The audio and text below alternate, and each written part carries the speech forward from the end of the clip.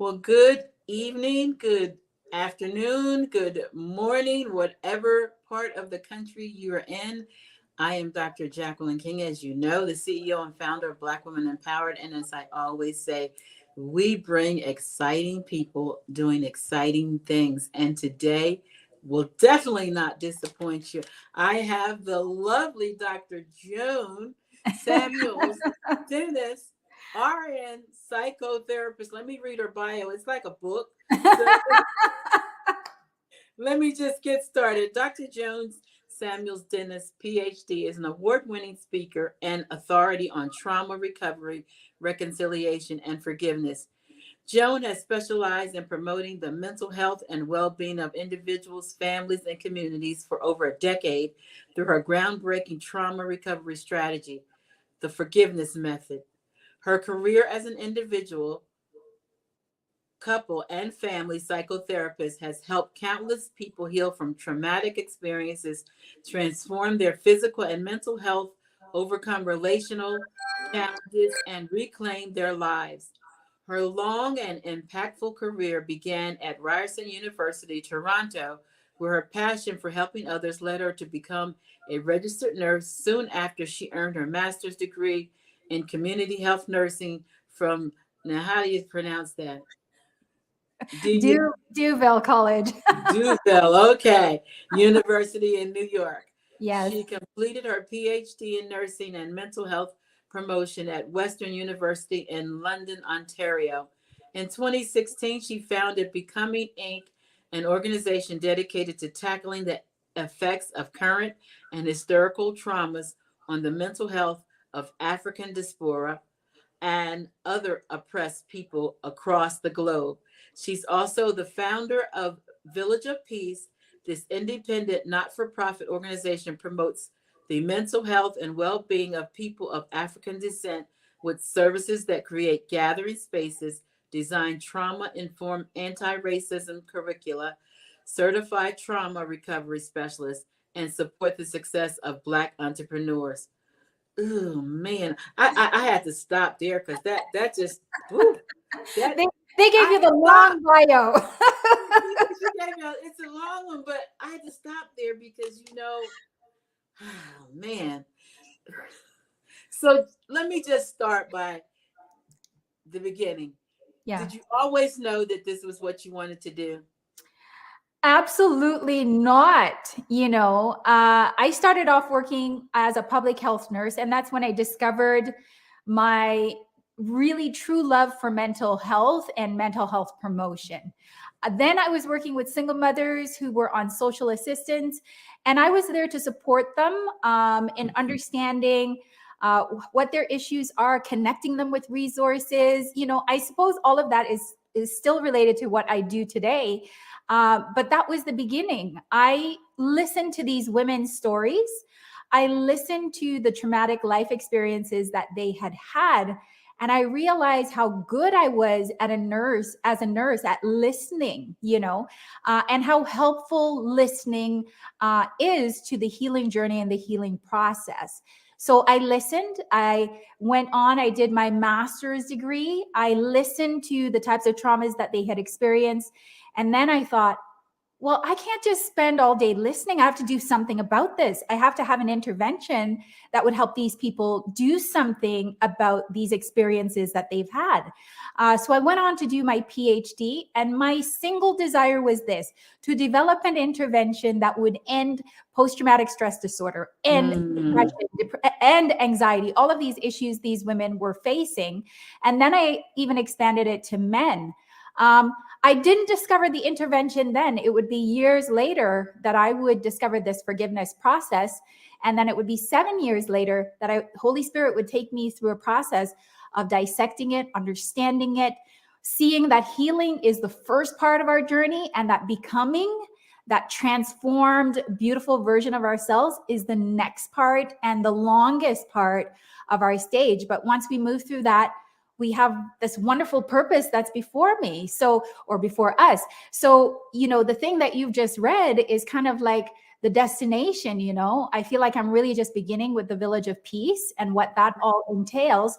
But it's a beautiful, wonderful destination to move towards. And I'm so excited to talk with you today, and so excited for the journey that's ahead.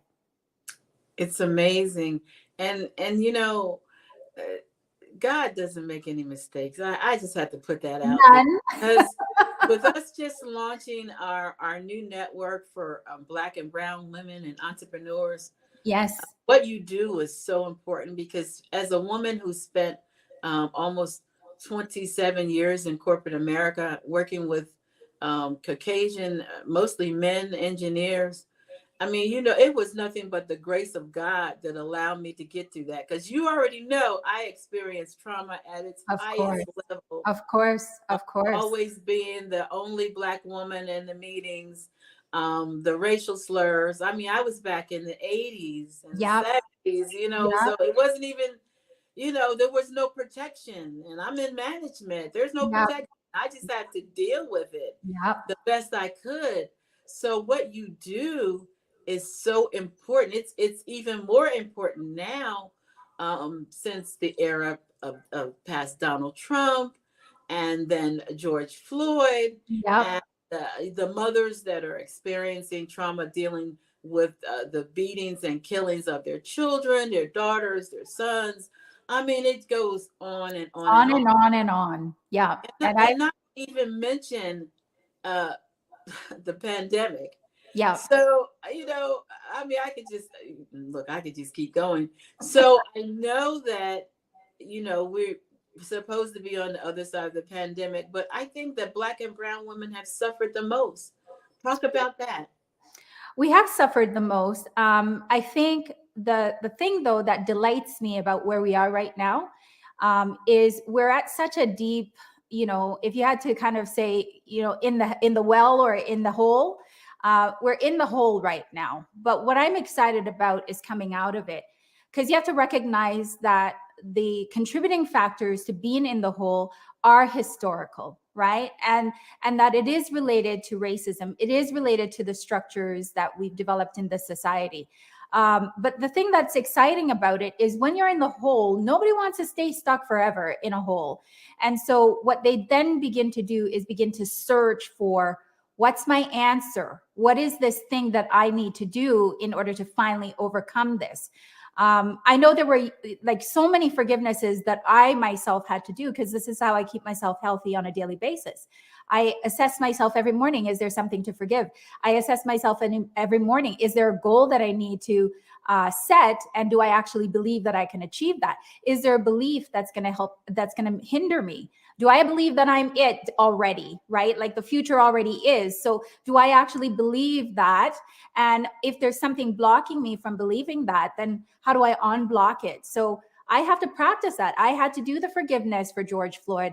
I had to do the forgiveness for Tyree Nichols. I had to do the forgiveness of white men and Black men and Black women and white women and all the other women in the world who kind of are, nitpicky and snippy and sometimes very critical and very judgmental. But then as I do that, I have to recognize that all of that is in me as well. So now I put off all of that stuff. And now I step into the new place where I proceed in life in all of these positive, wonderful ways that I want to. So do you utilize affirmations? I do, in a slightly different way. So the affirmations I utilize are connected to the body systems.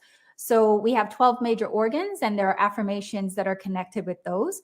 So if I assess myself and I find that one of my body organs is out of alignment, then what I'll do is I'll say an affirmation. So for example, the large intestines is connected with how good or how worthy I feel. So if I assess that organ and it's out of balance, then I will do an affirmation that's basically, I'm basically good. I'm basically good. And so with that affirmation, it's saying, I don't think we can ever get to being perfect, but I'm basically clean and I'm basically good and I'm worthy of love. And I don't have to do anything for the love. The love is already there. All I have to do is accept it. So I accept what is. I'm basically clean. I'm basically good. And I am worthy of love. So that's one affirmation, but I do it based on the organs that might be out of alignment. Wow, that's pretty deep. So I have to ask you this because I'm just really recently finding out about narcissistic personality disorder. And honestly, I'm 65 years old, and I never encountered that I was aware of a Right? narcissist until recently. Yes. And it blew my mind to the point where I had to start studying it. 'Cause I'm serious. I thought something was wrong with me. Right, right. Can you talk about that? The best way for me to describe narcissism, I know there's kind of like a lot of diagnostic ways of speaking about it, but I tend to just kind of like make it really simple for people. When we go through a trauma, and the narcissists usually develop or come to that place of growing out of somebody that's perfectly normal. But that person has typically a family member, perhaps a father, a mother, who really judge them and criticize them a lot from their perspective. That's what they feel. From their perspective, then they find a way to navigate that relationship. So what they will tend to do is they will tend to mirror or mask. So when you mirror, what you're doing is you're basically thinking about the individual that's in front of you and the ways in which they're reacting to you. And you will shift and reshape yourself in all the ways that you need to give that person exactly what they need in order for you to experience a delightful relationship with that person. It gets all distorted though when the mirroring becomes like a camouflage, and the individual continues that type of behavior, and it confuses the other people. And so they think they're dealing with an authentic relationship, but they're really not. It's a very manipulative kind of relationship where the individual then turns it on themselves, where every time they go in and now they mirror the individual, it's really all about them. They get what they need from the relationship by manipulating the other individual to kind of think that everything is okay, think that they're on their side, think that they are there right there with them. The other thing that can happen is then you also have the mask. So the mirror is really reflecting the other person. The mask is, I'm just going to completely hide who I am. So it's very egotistical.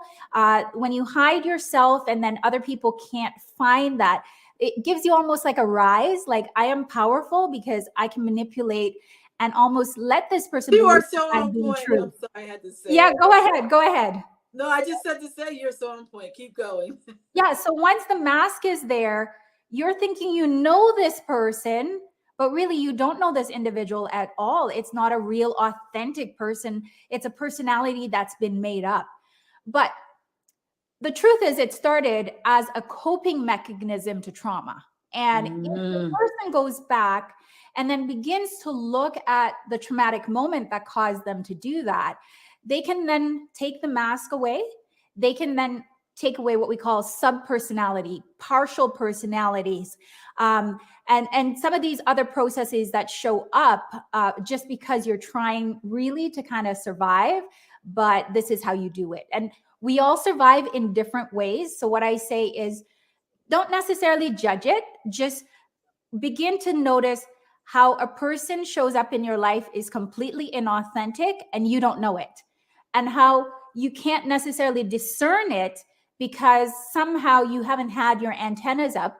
And now that you know it, the question is, okay, so how do I become more discerning from the very beginning at identifying those people who are inauthentic?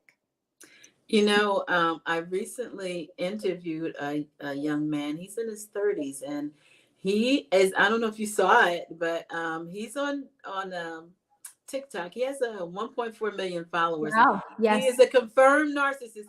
Did you see it? No, I haven't. No. Okay, the interview was amazing because he gets on and he tells these women, and so many women I'm finding out have been in these relationships, and I don't think they knew what it was. I didn't know. Right. And so he'll tell you, like, I'm in therapy. He says, and if I come out of therapy, I will revert back to the person I was. He said, they'll tell you that they're going to straighten up. They'll tell you they're going to go to church. They're going to tell you all this, but they're only telling you what you want to hear, but none of it is real. None of it. None of it. Yeah. None of it.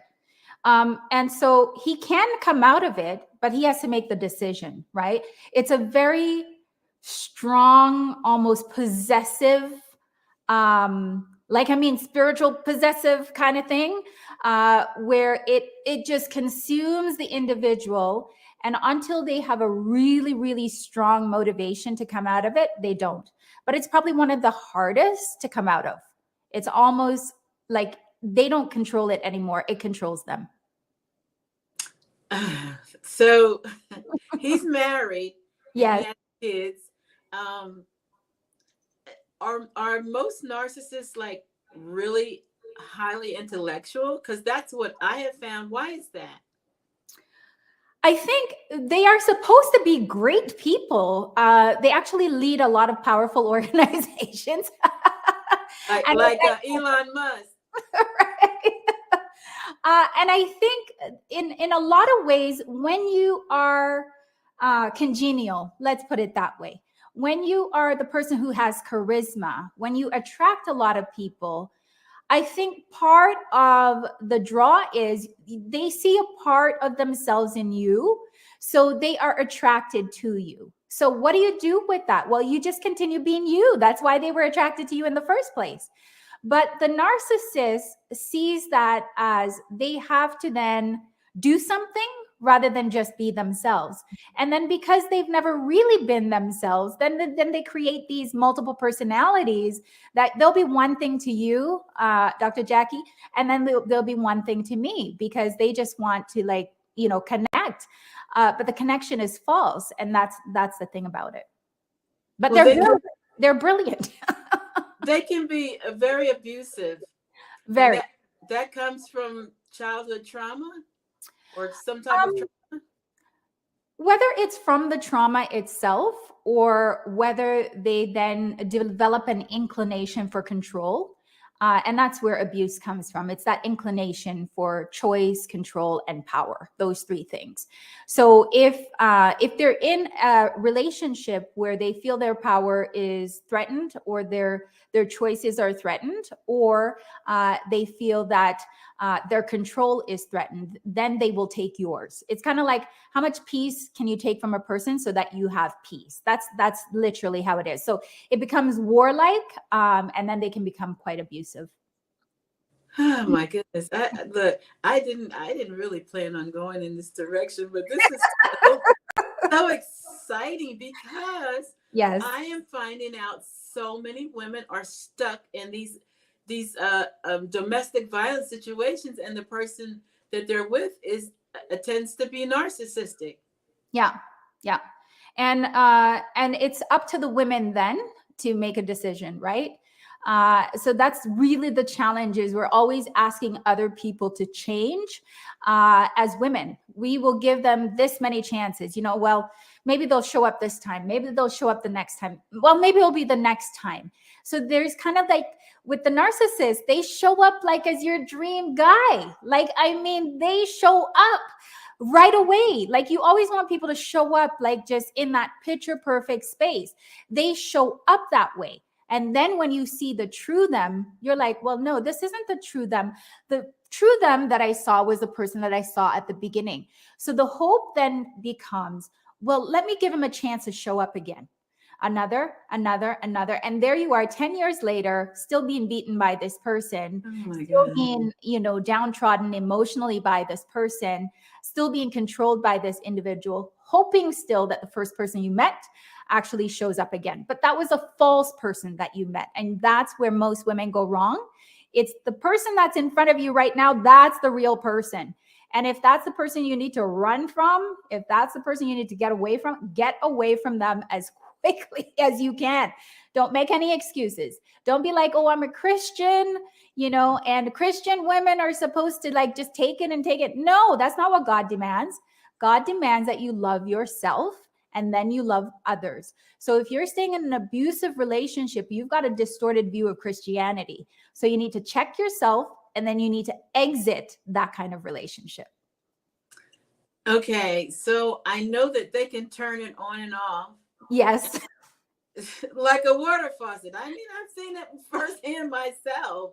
be so charming, and you're like, okay, this was just a, bad, they were having a bad day or whatever. But okay, so let's talk about how the women, they can't separate that. So it's hard to leave, right? They will have to strengthen themselves to trust themselves. The part that women go wrong with is refusing. I mean, absolutely refusing to listen to the spiritual guidance that comes, right? You can never change another person. And in this life's journey, the change is about us. What brought you into a relationship with someone who could completely lie to you and you not even perceive it, right? So, where is the lack of hearing? Where is the lack of sight? And I'm talking about spiritual hearing and spiritual sight. Why is that not yet developed in you? Ask yourself that question. Instead of asking, why doesn't he listen? Why doesn't he see? Why doesn't he behave properly? Ask yourself, why don't I listen? Why don't I see? Why don't I behave the way that I'm supposed to behave? Love means we protect ourselves. So why am I unwilling to protect myself, right? And why am I so willing to continue to trust somebody that I can't trust? Believe in someone that I can't believe in? Why? So when you begin to ask yourself those kinds of questions, it leads you down a path where you now have to discover, what trauma have I experienced that has placed me in this position? Once you go back and heal that trauma, this person that you're with, you can make certain demands, but then you're now going to uphold the consequences, which might be, if you don't change, then I'm gone. And you give them one more chance, and then you decide whatever the consequence is that you uphold it. And that takes a lot of strength and courage. So that's part of the journey of healing as well. Okay, so what about the cheating? Because I mean, I told you I really went through the study. I had to real, because I'm like, what is this? That's part of it. Because what I read was they can't be satisfied. After the thrill's gone with you, they're constantly looking for another thrill. Is that correct? Yeah. So again, I'll take it back to a very practical level, right? The person who is together with themselves, right? And I mean, in a space of oneness with themselves, right? You are aware of who you are. Your behaviors line up with who you are. You are just in that place of togetherness. That is not possible for the narcissist, right? They cannot be in a place of togetherness. They cannot be in a place of oneness with self, which means they will continually look for others to support them with boosting their ego, with feeling like they're attaining and achieving something. They just need that because they've got so many sub-personalities, partial personalities that are at play with them, that literally until they come back to that place of oneness, which I want to believe is possible with the willing heart, then when they come back to that place of oneness and that place of being completely healed, they can be in a one-on-one monogamous relationship, no problems, just like any other man in the world. But until they come back to that space of healing and return to that place of oneness, they cannot give you what you want, male or female. They just can't give you what you want. Do you know what is the percentage of, I don't know if you know this, of those who actually can come to the place of oneness? Do you know? Is it a high percentage? In terms of the narcissist, you mean, or in terms of like the narcissist? I wouldn't bet on them, is what I'm saying. No, I mean, I kind of knew what you're going to say, but I want to hear it from the expert, because we keep telling ourselves. I mean, I'm be honest with you. I met one that had everything on my checklist. Right. I'm saying everything. Yep. That's how they appear. And when I had to, after, it actually didn't take me that long to figure it out. And I said, yeah, because you got discernment, right? So you catch it very quickly. Yep. I said, first I thought, like, what? Something's wrong with me. In the beginning, I'm like, okay. can I be this off? What's wrong? So I'm serious. And they count on that though. Dr. Jackie, they count on you distrusting yourself. Because if they can get you to continue down that road, you can be in a relationship with them for a while, right? And even stay after you've discovered this is not the real person. Yeah. And the gentleman that I interviewed, he does role playing. He's so good at it. He'll pretend like he's the woman, and he'll pretend like he's the narcissist. And, I mean, he's so on point with it. I've seen him like, okay, come home, and so the woman says, he says, "What's wrong?" She's upset, and Yeah. so she says, "My aunt just died," and he goes, "Well, you weren't that close with her, and she was 90. What? I'm serious. And that sounds just like him, doesn't it? It does, right? So it always will be a bit of minimizing, because that's their modus operandi. I will minimize everything because I don't want people to like be alarmed with the things that I do. So it's minimization, minimization, minimization. So whether you're talking about a funeral or whether you're talking about them doing something wrong, will always be in that space of I'm just going to diminish this to the smallest point possible. Yeah. Wow, this is so good. This is so good. I believe that you're going to be a blessing to so many women, because Thank I think you. that there are many women who don't even realize it. Like I said, I never had to, other than the former president, honestly, I never really had to deal with, and I didn't have to deal with him, Right. that I knew was a confirmed narcissist. Now that I studied the whole thing, I Yeah. found out there was a few more that I hadn't recognized. So yeah. Right. Yes. But Dr. Jackie, you'll see them coming. You will see them coming. Oh, yeah. You don't even have to guess anymore. You don't have to you'll see them as they smile and begin to shake your hand. So it's all about that quick discernment and that listening to your spirit that will tune you in to that. So to all the ladies who might be experiencing this, begin to trust yourself. That's the most important thing in this game. All right, we've talked enough about this. So you have books. Talk about your books and how you actually help people get through trauma. Yeah, I have a book called 490 Forgive and Live Fearlessly. It's my story about moving through the healing journey. And at the same time, I'm teaching those who are reading about the forgiveness process and what makes it so different. I take it out of the realm of being emotional and put it into the realm of awakening. So awakening to who I truly am, awakening to the things that I am fearful of, and then making a very decisive effort to overcome every single fear that I have in my life. So I really focus on the fearlessness and living that fearless life. So that's really important to me. Once we move through a healing journey, it becomes a becoming journey. And the transformation journey is probably the longest part of the process. For me, my transformation has literally taken over 7 years, and I think I'm still transforming. I don't think that ever ends. So you might think about it as a life journey, but I show the women how I move from healing to then just hearing from God in these really very precise, beautiful ways, also being instructed in these very beautiful ways that have helped me to now move towards the destination where I'm moving. I also have the Ultimate Forgiveness Journal. It's called Forgive, Master the Art of Letting Go. And with that one, you literally move through 40 forgivenesses. It's a bit of a set up with a vision at the beginning, and then you move through your forgivenesses. And for anyone who moves through those 40 forgivenesses, it really is an awareness of the I am. I am Joan, but what does that mean?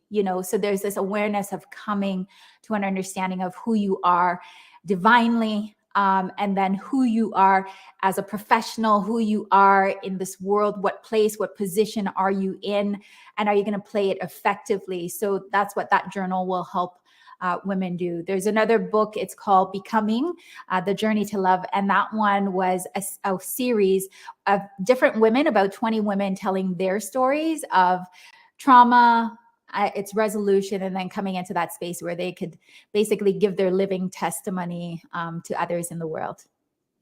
I love it. I love it. I love it. Yeah, you are really amazing. And like I said, I'm so thankful that we've connected, Yes. because there's so much that you can give women to help them move forward. One of the things I actually, believe it or not, this morning was talking to a man, and I Yes. won't say who, but we were talking about emotions and between women and men, and they Yeah. were saying that women are too emotional. They don't Mhm. like, you Right. know, women who, if you're in a leadership position and you can't cry, Right. it shows a weakness. Talk about that. Um, I think it's good to cry. I think even for the man, I think it's important to cry. I think there's a purification that happens with crying, but often we don't utilize crying in the way that we should.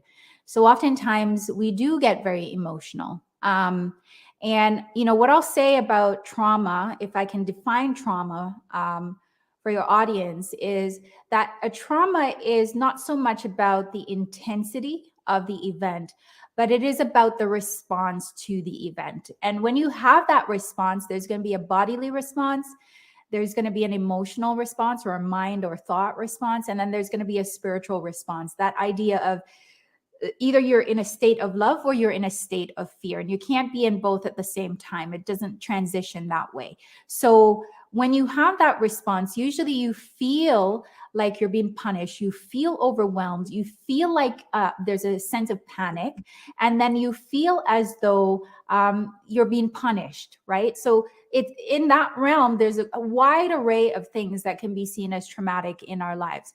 We all experience at least 3 traumatic events, and they cycle. So if you can imagine, you have a traumatic event when you're a child, you begin to repeat the pattern of the traumatic event. And then if you have another traumatic event that's based on that pattern, but the trauma shifts a little bit, say in your teenage years, then another pattern begins. So now you have 2 cycles of patterns that you're moving through. And then if you have another trauma in your adult years, and if you haven't resolved your childhood or your teenage trauma, now you have this triple cycle. And so your life feels a little bit discombobulated, and it feels as though you're just kind of in a complete chaos at times. So we respond to trauma first by going to talk about it. So sometimes it looks like gossiping, but it's really, I'm very concerned about this, and I want to talk about it with somebody. Or it can feel as though you're constantly going to someone for support, and that's if the trauma ended there, or the response to the trauma ended there. But if we don't get someone who helps us to feel okay by talking about it or by gossiping, as some might title it, then the next level is I'm going to run away. And then if I can't run, then the next thing is I'm going to fight my way out of this. And if I can't fight, then the last thing is I completely shut down. I go numb, I go voiceless, my body is very still. So here's the thing, Dr. Jackie, whatever your first response to that trauma that you experience at the earliest stage, whatever your first response is, it will always be your response. So if, for example, your first response was, gossip or, slander or, just like total chatter and nonsense chatter, that will be your response. If your response was running away, it will continually be your response. If it was fighting, it will continuously be your response. So it's not like we have to call one bad or not bad. The only thing is to really think about, how did I initially respond, or how did this person initially respond when they became afraid? And then that's when we step into a place of acceptance and allowance for people to be able to express. So I say men, they have a variety of ways of coping, as well as women. And I think it's okay, whatever way that works out. I don't think we need to criticize one another about it. It just is. But if you're wanting to do something different, if you're wanting to not be impacted and then cry or fight or run away, or engage in the chatter in whatever way you do it, then you can make a decision to go back and heal the original trauma, and that kind of behavior will cease altogether. Yeah, but so like I said, spending so much time in corporate America, I Yes. think we as women, sometimes we don't have a choice but to conform Yeah. to the way men are, because they're not accepting. Yeah. Like if you're in our hormones, they're not accepting those excuses. Well, they look at them as excuses. Yeah. Menopause or Yeah. menstrual cycle. Yeah. So what is your? I mean, what do you tell women? Yeah. Should they play like the boys or? No, I think that's what I'm saying. Don't play like, just be in that place of acceptance of self. And don't play like the boys. I think that's a thing that we need to release ourselves from, right? So just because somebody is telling you chin up, buck up, be strong, you're here with us as boys, so you got to play like the boys. Well, I don't think any of us need to do that, but it's hard to be authentic with ourselves when we are surrounded by and with an environment that doesn't allow us to be us. So a lot of women will be tempted to be the strong, dogmatic type because that's who they're surrounded by. But what I want to say to you is it's you, and you have to be authentic to you, right? So if you need to get out of the environment, sure, you can do that. But if you want to be authentic to you, you're going to have to find that environment that allows you to be authentically you, right? And I'm sure you were in those environments, Dr. Jackie, and you were probably really stressed. And now you've moved out of that environment and look at you, right? Like, just look at you, right? So are we going to stand there and fight that people should change? Or are we just going to step into the place where we truly belong and then watch ourselves just majestically begin to evolve into all of these beautiful things that we are? So basically, you're saying tap into your purpose. That's right. Tap into your purpose. That's the answer. I absolutely love this. So, is there anything that you want to share as advice to our women? We have millions of women that follow us all over the world, actually. I remember you said you did a survey and you asked women what they wanted. What was the number one thing that women wanted? Maybe I could respond to that. Yeah, it was well, it was the top three was finance, mental wellness was up there. Yeah. And they wanted help on financing and entrepreneurship. Those were the top three. So let me tackle all of them at the same time then. The reason why a lot of us don't succeed is because we haven't dealt with our traumas, right? So even if you have the great idea, even if you have the great push towards that thing that God has told you to do, our traumas are always going to be a resistant force to moving from the current, what I call the current reality, to the desired reality. So what's going to happen is if you're moving towards this thing that you really want, you're going to have a lot of fears that are embedded in your traumatic experiences. And so the resistance is then going to come forward. The important thing is to be able to deal with those traumas. And the way that you deal with that trauma is to actually move through a journey of immersing yourself in that original moment, seeing the ways that you love, seeing the things that you fear, seeing how you feel about it, offer compassion to others, and then release them. It is only as you release other people that you can come back to who you are. So I talked about the partial personalities, the sub-personalities that develop in our most traumatic moments. It's only as you deal with your traumas that you actually rid yourself of those sub-personalities and those partial personalities. What do I even mean by partial personality? When you are traumatized, you naturally pick up the personality of the people who traumatized you. So guess what? You're replaying the other people who traumatized you and re-traumatizing yourself. So in order to heal, you need to rid yourself of those partial personalities that show up. And those are your traumatizing individuals. Then there are sub-personalities. These are personalities that submerge themselves, but they are coping personalities. They worked at the time that you needed to cope, but now they don't serve you any longer. So you have to go and you have to find them, and literally you have to release yourself from them, right? After you do this, there is a level of clarity that comes, that then all of my past clients, then they migrate into discovery of purpose. This is when you begin to listen. This is where you begin to hear other people speak. You begin to hear yourself speak. You begin to hear God speak. And so as you merge all of those voices and listen carefully, then your purpose becomes known. All right. So now you need to prepare. Okay, so because every purpose is your purpose, not anybody else's. It's not in a corporation, it's you. So you're going to have to build the entrepreneurial endeavor, that destination. It's not about serving other people, it's about serving God. So you will now have to build it. But how do I build it, right? This is when you need the mentorship.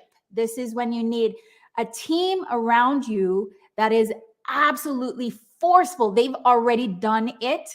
And now they want to support you, guide you in doing it yourself. So you're going to need mentors and you're going to need coaches who've already done it, and they form a circle around you and they help you just rise, right?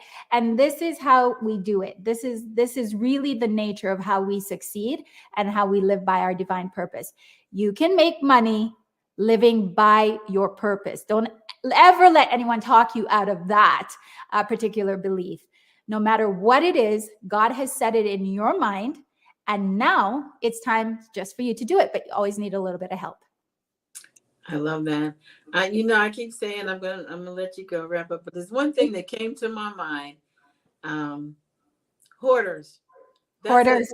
That is it. Tell me, why hoarders? What is it about the hoarders? Tell me. I'm just trying to connect that. I understand it's a mental illness. Yeah. So what causes it? So the hoarders are an interesting group. They are a group that feels rather empty. So they're going to have stomach issues. That's where their imbalance is. So their bodily imbalance is going to be in the stomach. The stomach is about whether you feel full or empty. When you eat a good meal, you're so satisfied, you smile, or you say, So the hoarders are usually individuals who are very dissatisfied with life. Life feels empty to them. Often they've been neglected and rejected. And because this emptiness is there, again, hoarding is just one coping with dissatisfaction with life. But for the hoarder, because that emptiness is there, they're constantly thinking about this thing that they can acquire.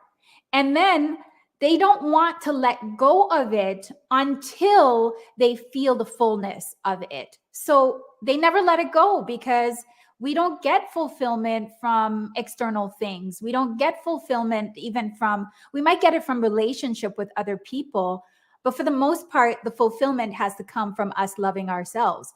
So because they never get that, then they don't want to release those things. So it's really like, I'm so hungry, I get greedy.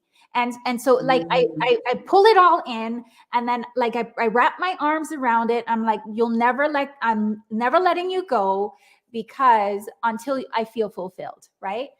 So when they deal with their traumas, they will come out of the hoarding as well. And this might be politically incorrect to say, but have you noticed that the European nation, in going out and colonizing everything, was really just hoarding? Like, have you noticed that there is this very narcissistic hoarding personality? Yes. That as a nation, the European has. So everything is mine. Everything belongs to us. Everything is mine. And if you have it, I must take it. So that kind of, it comes out of a wound that I'm still trying to discover, where does that wound come from? But I think it's something as a nation they're going to have to discover, because out of that, as a nation, they've created some partial personalities, sub-personalities, some narcissistic personalities. All of these different personalities are present within that nation that we now exhibit simply because we've been wounded and traumatized by them. That might not be the most politically correct. You don't have say, to, but you can be yourself with me. You don't have to sugarcoat anything, because I'm right there with you.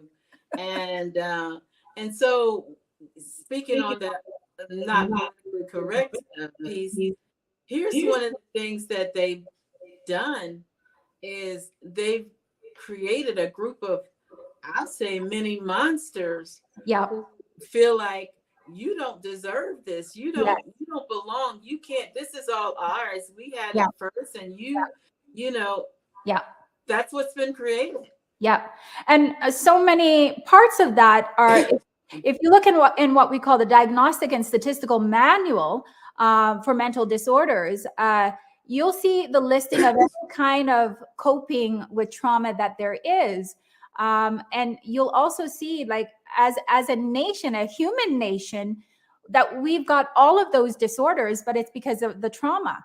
And then if you look at it from kind of like, if you look at enslaving a people, and keeping them there for generations and generations. Imagine if one white man held a black person in his basement, and then for generations, treated them poorly, held them in that space for like generations.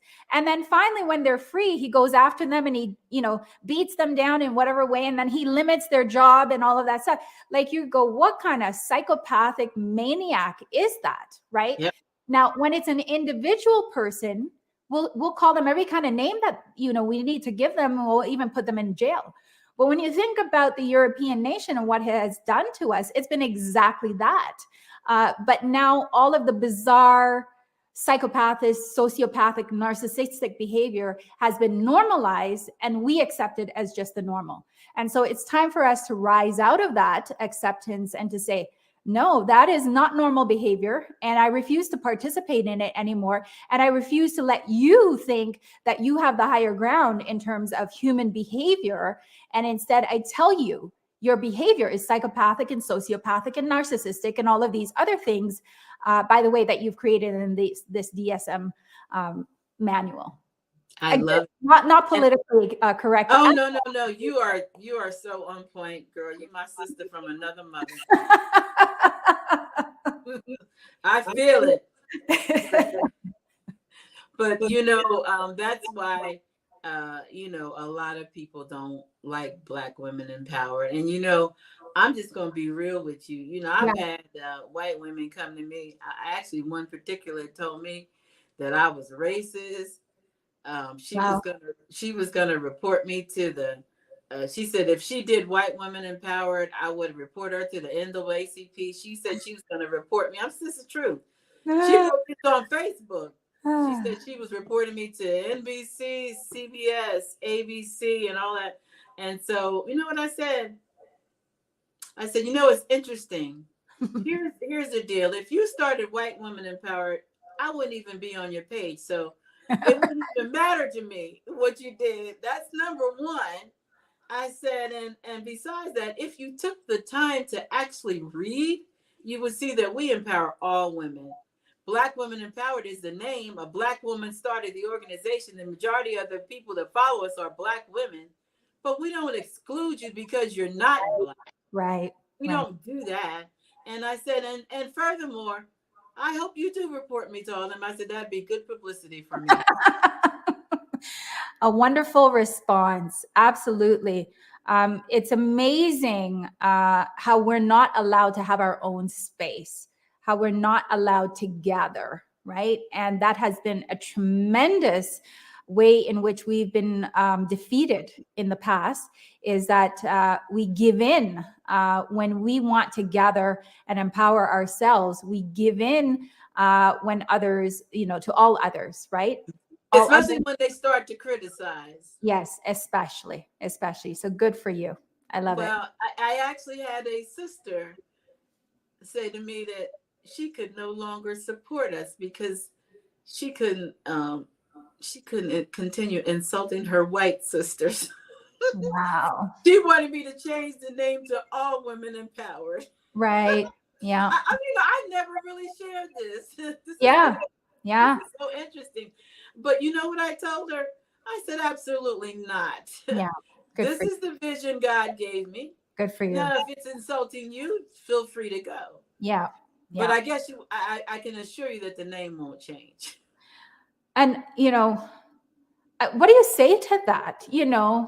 What do you say to that when we have no borders as a people? One of the things that I also do is I have a podcast. It's called Hey, I'm Listening. And I was talking about the healing journey, and it was just me on talking for that particular episode. But I finished off with the Nehemiah prayer. And I said, as Black people, we have no boundaries. There is no wall around us. And we've gotten quite comfortable with that. Like, boundaries are essential, and yet we have none. And as soon as other people ask us to take down our boundaries, we do it. So we are always so willing to not see that others have boundaries, and very successfully have held those boundaries and have kept themselves protected and safe. And by the way, entrepreneurially, always advancing ahead of us. And isn't it just about time that we begin to build some boundaries and support ourselves and elevate ourselves? So, what do you say to that? I'm almost like I wouldn't even know how to respond to her. No one's coming to save us, Dr. Joan.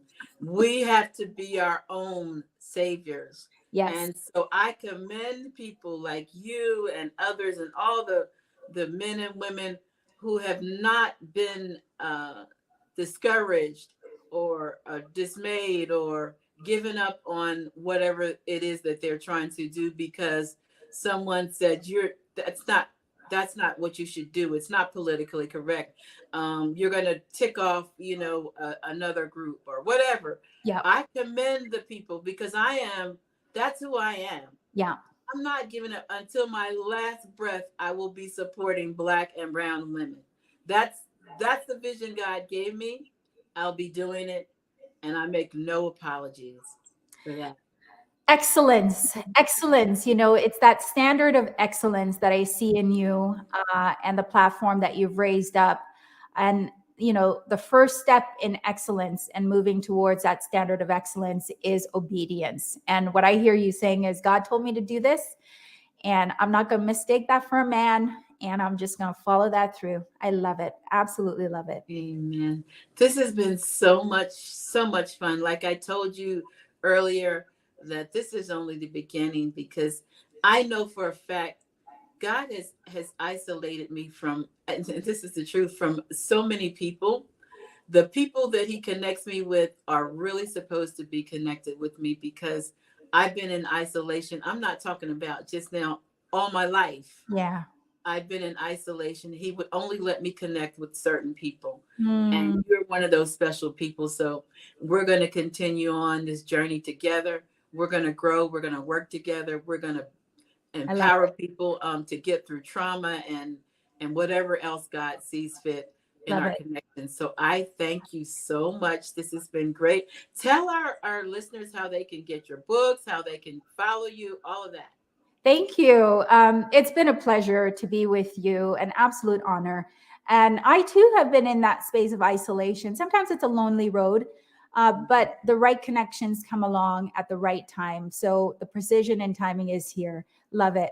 You can go to my website at drjoan.ca, not .com. And there you'll find a newsletter. We're updating folks often about what it is that we're doing. On the front page, you'll also see a section that says Start Here. My books are listed there. And so you can have access to them either on Amazon, or for the Ultimate Forgiveness Journal, you'll purchase it from my other website, The Art of Letting Go. I love it. Thank you so much, Dr. Joan. You are a beautiful and amazing queen, and I thank God for you. And I want to say thank you to all of our listeners. Make sure you follow Dr. Joan and stay on the lookout, because this is not the last time you're going to see her with BW. That I can assure you. God bless you, everyone. Take care.